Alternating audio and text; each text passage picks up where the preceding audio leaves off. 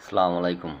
যারা ইউরোপ আমেরিকায় আবেদন করে ভিসা পাননি, তাদের জন্য সহজভাবে ভিসা পাওয়ার পসিবিলিটি আছে সাউথ কোরিয়ায়।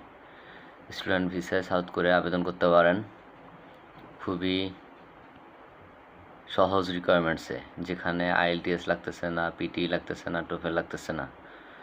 শুধু একটা ইন্টারনাল টেস্ট হবে, যার জন্য আমরা আগে থেকে শিখিয়ে দিব কিভাবে কি বলতে হবে, কিভাবে উত্তর দিতে হবে।